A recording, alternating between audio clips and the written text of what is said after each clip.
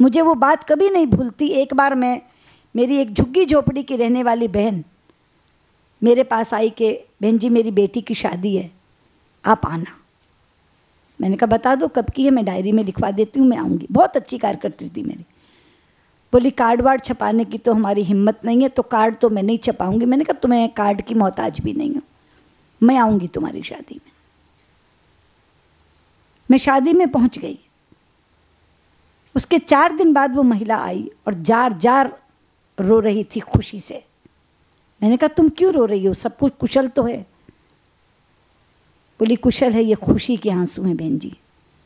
मैंने कहा क्या हुआ? बोली कल बेटी वापस आई। तो उसने बताया कि शादी के तुरंत बाद जब मैं घर गई तो मेरे ससुर ने मेरे सास से कहा, छोरी ने कुछ कहिए वहिए मत, बहू का पीछा बहुत भारी है। तो बोले को वो सुषमा स्वराज है ना, सुषमा स्वराज, वो आई थी इसकी शादी में, तो तू देख ले कि मैं कुछ ज़्यादा तूने कह दिया ना तो तेरी भी जेल होगी और मेरी भी जेल होगी, सारी उम्र जेल में काटेंगे। बोले बहन जी आपका एक आना मेरी बेटी की ज़िंदगी बना गया। बोले हमारे यहाँ तो पिटना, रोटी ना देना, ताने देना ये आम बात है, लेकिन एक आपकी हाजिरी ने मेरी बेटी की ज़िंदगी सुधार दी कि कहती जाते ही ससुरा ने सास तो ये कही। अब वो एक झुग्गी झोपड़ी की कार्यकर्ता, लेकिन चूंकि हमारे साथ काम करती है, हमारे लिए झुग्गी झुग्गी घूमती है, वोट डलवाती है, तो उसके यहाँ जाकर खड़े हो जाने से हमारी अथॉरिटी उसके माध्यम से चली है। ये है राजनीतिक सशक्तिकरण। इसीलिए ये सारी चीज़ें आवश्यक हैं।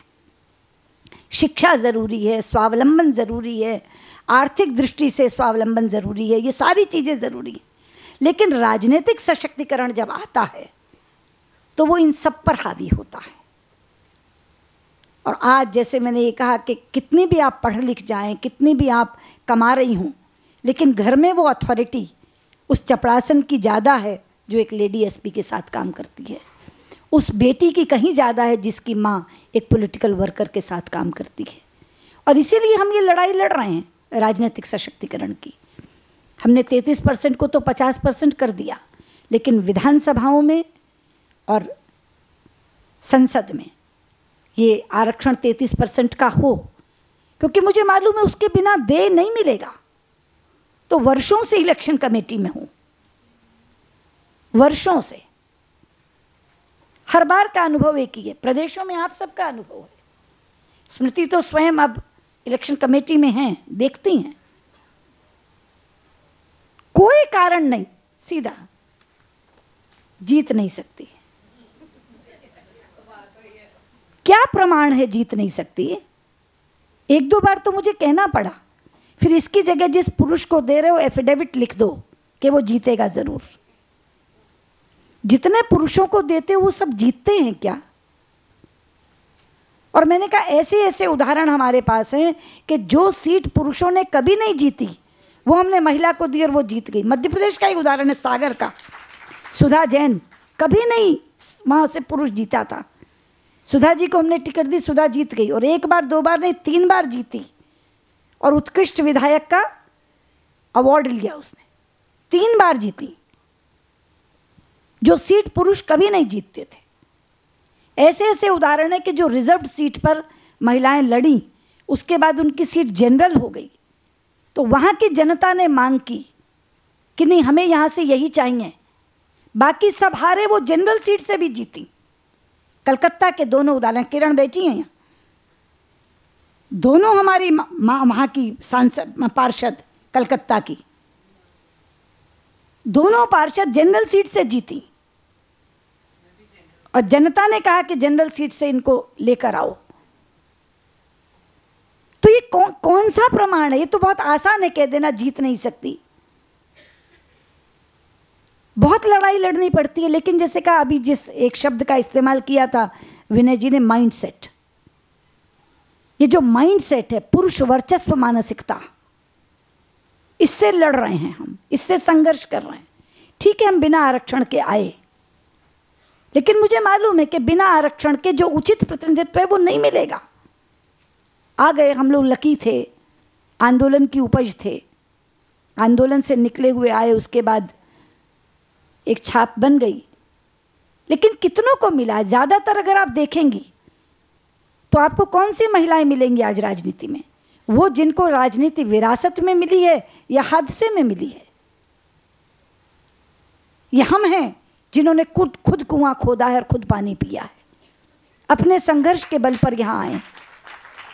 और इसीलिए हमें ये लगता है, बहुत बार लोग कहते हैं आप आरक्षण की वकालत क्यों करती हैं? कि मैं आरक्षण की वकालत इसीलिए करती हूँ क्योंकि मैं देख रही हूँ, सामने के सामने देख रही हूँ कि उस पुरुष से वो 21 पढ़ती है। चाहिए तो ये कि अगर 19 पढ़े तो भी दो, बराबर लाना है तो, लेकिन 21 पढ़ती है तो भी नहीं देते। तो इसलिए जब तक कानूनी बाध्यता नहीं होगी तब तक नहीं मिलेगा, और जब तक उचित प्रतिनिधित्व नहीं मिलेगा तब तक राजनीतिक सशक्तिकरण भी नहीं होगा। लेकिन वो लड़ाई चलती रहेगी, वो हम लोग लड़ रहे हैं संसद में। यहाँ से कानून पारित हो जाएगा तो संसद और विधानसभाओं में 33% मिल जाएगा।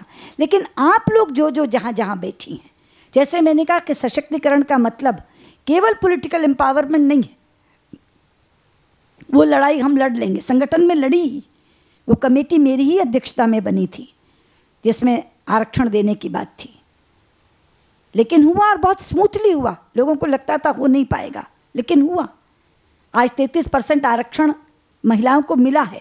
लेकिन अभी सुमित्रा जी बगल में बैठी कह रही थी, मिला है पर महत्वपूर्ण पद नहीं देते, महामंत्री नहीं बनाते, खाना पूर्ति करते हैं, उपाध्यक्ष बनाएंगे, मंत्री बनाएंगे, महामंत्री नहीं बनाएंगे। लड़ लड़ के महामंत्री बनवाना पड़ा है यहाँ। प्रदेश अध्यक्ष नहीं बनाएंगे, जिला अध्यक्ष नहीं बनाएंगे, और टीम में, प्रदेश की टीम में उपाध्यक्ष बना देंगे, मंत्री बना देंगे। दर्शनी दिव्य पोस्टें जो हैं वो दे देंगे, लेकिन जो एक्चुअल पोस्ट है वो नहीं देंगे। वही पुरुष वर्चस्व मानसिकता, वही माइंडसेट आड़े आता है। उससे भी लड़ना है, वो लड़ाई हम लड़ेंगे।